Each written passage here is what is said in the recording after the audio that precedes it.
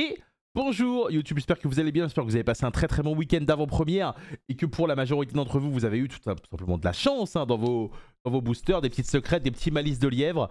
Moi pour ma part, on a ouvert quelques boosters et pour ceux qui ont pu voir sur Twitch, j'ai eu malheureusement que 2 lièvres en 12 boîtes, ce qui n'est pas énorme, on va pas se mentir, mais c'est pas grave, l'important c'est évidemment de prendre des bons moments et kiffer. Aujourd'hui, vidéo un peu particulière puisqu'on va s'intéresser à un tournoi qui a eu lieu en ligne du côté des États-Unis, organisé par Kong's Card ce week-end avec les nouvelles cartes. 170 joueurs se sont réunis et sur les 3 premières places, ce sont 3 decks différents qui se trouvent sur le podium. Pour ceux que ça intéresse, évidemment, je crois qu'il y a toutes les listes sur la vidéo de M-Call. Nous, on va s'intéresser aux 3 premières decklists tout simplement de ce tournoi. Les decks les plus représentés, c'était évidemment des variantes de Mitsurugi en premier et Malice en deuxième, ce qui est un peu étonnant, on s'attendait plutôt à l'inverse, mais c'est toujours assez intéressant de regarder ce genre de choses. Intéressons-nous aux decklists dès maintenant. Hop, petit écran pour cela. Donc du coup, sur ce tournoi, il y avait environ 170 joueurs. Comme d'habitude, je ne vous l'ai pas dit, mais n'hésitez pas à vous abonner évidemment. C'est un petit clic qui coûte absolument rien et qui donne beaucoup de force. Et on va s'intéresser tout de suite à ce qui vous intéresse le plus, les decklist. En première place, le deck qui a remporté le tournoi, c'est un Mitsurugi Raizil. C'est le deck que je joue et qui, moi, me plaît énormément. On voit évidemment en nouvelle carte qu'il y a 3 Abakiri. Il y a quand même un Futsu dans la decklist. Ça, c'est quand même assez intéressant.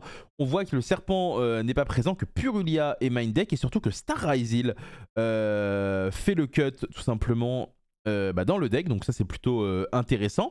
Au niveau des hand traps, on voit que du coup on a 3 H, 3 Purulia, 3 Mulcharmy, 3 Nibiru et 3 Imperm.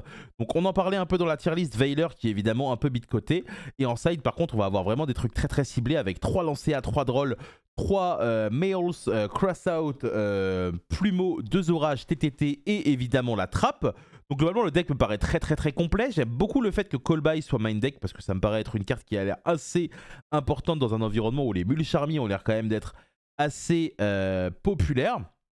40 cartes ici dans le deck. Au niveau de l'extra deck, on voit qu'il n'y a qu'un seul lien, c'est le Lizardos. Donc en gros, on a fait le choix de ne pas jouer Tachyon dans cette version. Donc ce qui fait qu'on n'a pas forcément besoin de mettre le Dragon Divin et le numéro 38. Donc on peut se permettre de jouer des cartes comme Typhoon, comme Dragon Tornado.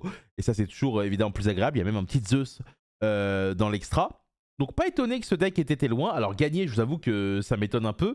Mais globalement, les ratios de Mitsurugi qu'on voit ici avec tout foin ne m'étonnent pas. La présence du Futsu m'étonne un peu en revanche, mais bon, pourquoi pas, c'est pas quelque chose qui est scandaleux, loin de là. Pour le coup, Futsu vous permet d'avoir un grind quand même très bien, et si vous mourrez pas, vous êtes sûr derrière de faire énormément de choses, puisqu'on rappelle, Futsu, dès que l'adversaire va jouer globalement une carte, il va tout simplement nous permettre de ramener un Mitsurugi de notre cimetière, et ça c'est plutôt cool. La présence de Star Raizil, je sais pas trop quoi en penser. Mais ça nous permet d'avoir un extendeur de plus, donc pourquoi pas. Il a quand même le nom Raizil. Le fait d'avoir le nom Raizil, ça lui donne potentiellement de la valeur. Donc potentiellement à tester, c'est très intéressant. Et bravo évidemment à ce joueur qui s'est imposé avec cela. Passons maintenant à la decklist du deuxième. La decklist du deuxième, mesdames et messieurs, c'est un Malice. Alors c'est un Malice, donc du coup au niveau des cartes évidemment bestiales, on a quand même gardé 4 bestiaux. Bon, on a décidé quand même que c'était quand même très utile. On a 2 chats de Chessie, 2 Dormouse, 3 lapins, enfin 3 lièvres pardon, et 2 lapins, parce que faut pas que je confonde non plus les deux. Au niveau des free spots, on va avoir 3 Fuva, 3 Imperm, 3 Dominus Impulse. On a le petit shifter quand même qui est présent. En plus de H Blossom, le petit Callby en main deck on aime bien aussi. On a évidemment la nouvelle carte magie Malice in the Mirror. On a cette terrible Dominus Impulse qui traumatise évidemment les joueurs Mitsurugi qui est présente. On a un petit TTT, donc la liste est évidemment très stable. Dans les choix qu'on peut noter, c'est qu'il y a 0 Nibiru. Ça c'est quand même relativement intéressant. Et dans l'extra deck évidemment on va avoir que des liens. On est sur un deck vraiment cyberse. En side, pas trop de choix trop extravagants non plus. Avec des cartes efficaces en go first, des cartes efficaces en go second. La présence de PTT que j'aime beaucoup pour aller chercher une carte comme TTT notamment qui est broken. Ou alors potentiellement un piège qui peut quasiment empêcher l'adversaire de jouer. Notamment barrière qu'on voit ici ou le piège qui est juste à côté. Donc globalement, j'aime bien ici les choix qui ont été faits par ce joueur qui a fini tout simplement deuxième. Ça devrait ressembler à... De toute façon, les listes Malice devraient quand même se ressembler. Au niveau des nouvelles cartes, on voit que le sauvegarde Ignister en ultra est évidemment x3, le sorcier est x1. Donc ça, c'est quelque chose qui est évidemment attendu et pas forcément étonnant. Et mesdames et messieurs, la troisième place, là vous allez vous régaler, c'est du Mitsurugi pur, avec du coup, grâce au fait qu'on ne joue pas les Ryzen, la présence d'Impulse. Vu qu'on joue Impulse, on joue pas forcément Nib, on a Pré-Prep, on a la nouvelle magie rituelle en plus des rituels Mitsurugi. On a également un petit monstre que vous voyez entre Droll et Aramasa que vous n'allez pas connaître, mais que je vais vous mettre ici sur votre écran, qui s'appelle Lamia. C'est un monstre reptile de niveau 4 qui dit « Cette carte est invoquée normalement ou spécialement, on peut ajouter un monstre reptile de niveau 8 depuis notre deck à notre main. » Donc l'idée c'est que ça nous permet d'aller chercher évidemment Abakiri, qui est un des meilleurs starters évidemment pour le deck. Ou alors potentiellement un Murakumo ou autre, ça peut être très très sympa. Donc très agréablement surpris par cette version. On n'a que 3000 charmis dedans. Je suis assez étonné du shifter ici, je sais pas trop quoi en penser. Mais j'imagine que la carte est game breaker contre tout ce qui n'est pas malice.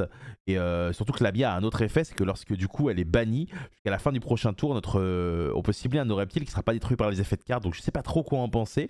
Mais on voit que ce shifter n'est pas anodin, puisqu'il a aussi des fissures en side, en plus de Solemn Strike, ainsi que Purulia et Meols. Donc vraiment très intéressante decklist. Même dans les choix de l'extra deck, on voit qu'il y a beaucoup de choix qui diffèrent de ce qu'on a vu habituellement. Donc voilà, assez ravi de voir que Mitsurugi ne va pas avoir que l'option Ryzen, mais également une option pure. Et je me suis dit que ça serait assez intéressant de vous partager des decklists comme ceci. Il y a un autre truc qui change dans une decklist Mitsurugi pure, c'est que vous voyez que Aramasa il est x3. Donc ça veut dire qu'on a 5 starters, dont l'invocation normale nous permet d'avoir accès à Abakiri. Donc à voir un peu ce que ça donne. Au niveau de comment on tue, j'avoue que je sais pas trop. Je vais tester cette version, je pense. Elle me paraît très intéressante. Mais voilà, donc un très gros go first. Derrière en side, on a beaucoup de Malice 8 évidemment. Et j'ai vraiment trop hâte de tout simplement tester ce genre de liste. Au niveau du top, on avait aussi d'autres decks, évidemment, vous vous en doutez, mais je me suis dit qu'on n'allait pas forcément les analyser. Je voulais vraiment vous parler de ces 3 decks là, parce que ces 3 decks là sont ceux dont les gens parlent le plus, sont ceux qui hype le plus les gens. Donc à vous de me dire dans les commentaires, est-ce que vous êtes plus Team Mitsurugi pur, Ryzen Mitsu, ou alors plutôt Malice? Moi je continue à penser que Malice sera le deck le plus joué et le plus populaire dans les top cuts.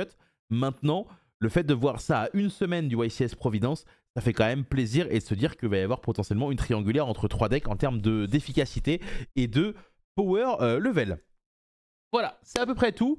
J'espère que ça vous a plu. Je vais vous rappeler ça dans toutes les vidéos, mais ce week-end, samedi de 9h jusqu'à 4h du matin, on va commenter le national autrichien et l'YCS de Providence, du coup, qui se déroule aux États-Unis, donc il y a un décalage horaire.